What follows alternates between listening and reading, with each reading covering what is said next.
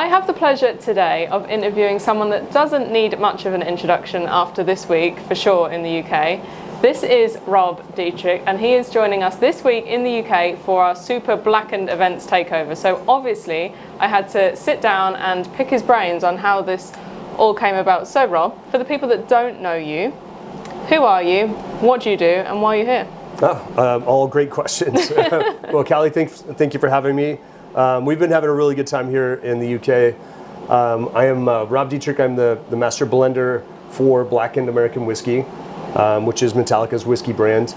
And I also am one of the co-creators for Blackened Cigars by Drew Estate. Yeah. So this was a collaboration that was born out of COVID. Mm-hmm. And so this was a collaboration that I did with Jonathan Drew, the founder of Drew Estate, and James Hetfield, one of the founding members of Metallica. That's crazy. Obviously, we've got two of the boxes. Yeah. They're the S84 and the M81. You're smoking the S84. Oh, the S84. Yeah. So, for the people that want to know, obviously you are a whiskey guy.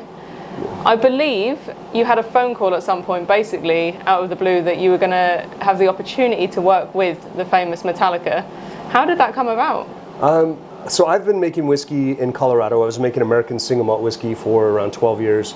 I was a master distiller at that brand, and very passionate about making whiskey. We knew everything from grain to bottle. I did a lot of cask finishes, which I got known for, doing cask finishes, very special releases. And I had a mutual friend with James in Colorado, who was a big fan of my whiskey. Not James. James doesn't drink, but my friend does. And when they were looking to start up a whiskey company, that was one of the. He said, "Hey, you should check out my buddy Rob. He makes great whiskey down in Denver." And at the time, they had started with another distiller, a very very well-known distiller, Dave Pickerel, in our industry. But unfortunately, he passed away 2 months after they had launched the brand. Oh wow! So I knew they were looking for someone, but I received a phone call. It was in Oaxaca, Mexico at the time, working on a mezcal project, and I got a call from asking to come interview with the band in San Rafael, California. Mm-hmm. And it was a very exciting phone call. And, yeah, I can imagine. And that was a life-changing moment for me. Obviously, you're going to say you are, but were you a big fan of Metallica before you had that phone call? Oh, so yes, it must have felt so surreal picking up the phone and thinking, okay. Yes, so absolutely. You obviously then got involved with them and got the gig, which was great news. Yeah. So how long have you been working with them, with their whiskey thing before the cigars came about? So it's been 7 years total for the whiskey. Mm-hmm. The cigar idea really came about during COVID in 2020. Yeah. And this, the band was not able to tour. The entire world was shut down, so they weren't touring. I wasn't on the road promoting the whiskey like I normally do. So I was spending a lot of time up at James's house, smoking cigars, with him and his friends. We had kind of a fellowship up there, where we would sit around a campfire at 9,000 feet and look up at the Rocky Mountains. Wow. And I had a lot of conversations with them, a lot of great conversations about our passions in life, the things that we really enjoyed. And I had this kind of crackpot idea that maybe we could make a cigar. It wasn't that much of a crackpot idea. No, apparently not, because James loved the idea, and they said, "Well, how do we go about doing that?" And I said, "Well, I have my very good friend Jonathan Drew, who founded a very innovative brand called Drew Estate Cigars. They're out of Nicaragua. The company's based in Miami, Florida, but all of the tobacco is the cigars are hand rolled in Nicaragua, and that was where it started. I called up Jonathan and I said, "Hey, man, I've been talking to James. I have this crazy idea," and of course, JD loved it, and he said yes. And so really where we started with that was they started to send us different cigars, different types of tobacco. Mm-hmm. We would smoke it, keep journals, write down what we liked, what we didn't like, and then narrow it down to the Triple Maduro, which was the M81, our very first release. That's really interesting. So have you or James been to the factory yet, or is that something on your to-do list? Oh no, I've been several times. You've been? I have, yes. James has not been to the factory during that time when we were doing all the research and all the the development of the cigar. Again, we were still in lockdown, so it was just easier to have the cigars and the tobacco sent to us to be able to sample and try in that.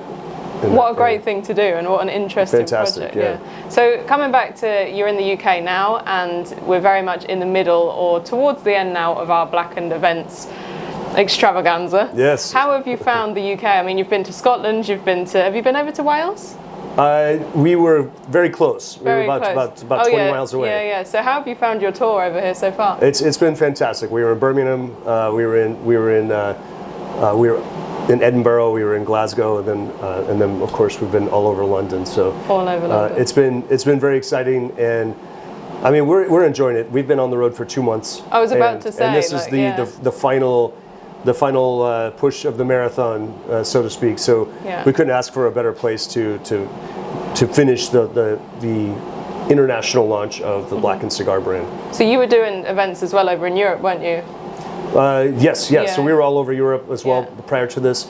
Yeah. We've been on the Metallica tour, so wherever the Metallica's been playing, we've been doing events, and then we've also been peeling off to other cities and doing events, and then kind of rejoining back up at the tour. So we've been zigzagging all over Europe, and then once we got to the UK, we've been zigzagging all over the UK Absolute as well. chaos, but good chaos, right? It's we've all been traveling in a van, so it kind of feels like a small band kind of vibe. Like you need a big Blackened tour bus. that would be luxurious. Yeah, it would be luxurious. And fantastic. But I think we're just fine with the caravan or the minivan. So, is there any future, or are there any future plans for any development with the Blackened brand, or is it going to stay?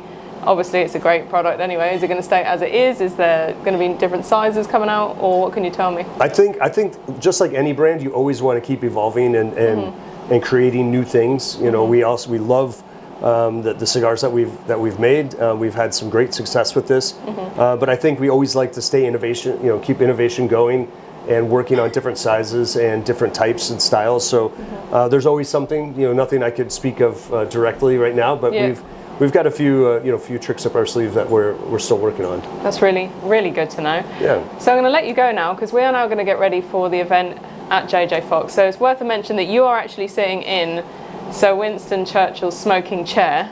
Very, very cool. Should have mentioned that at the start. So we have now got a royal chair, and you are sat in it. So how do you feel about that? It's super cool. When I heard about this, I was really excited about it.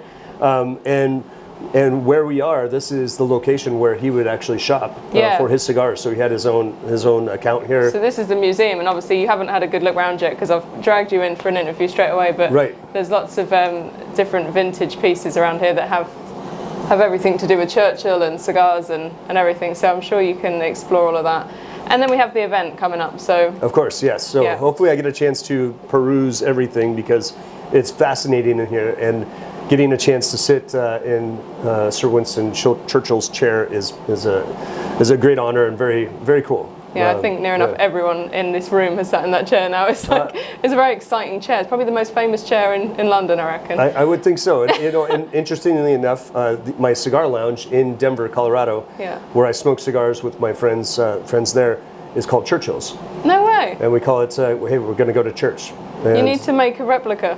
Yes, we need exact replica. Exact replica. Or maybe on loan for like a month or two. Yeah, that's true. Well, thank you so much for talking to me today. No, it's my pleasure. And thank you. I hope we have another fantastic Blackened event tonight. You're at another event tomorrow in London, and the final event on Saturday in Brixton. So stay tuned. And a Metallica show in between. And a Metallica show in between. So a few things going. But thank you so much, and it's Kelly, been a pleasure to have you here. Thank you. Cheers. Thank you.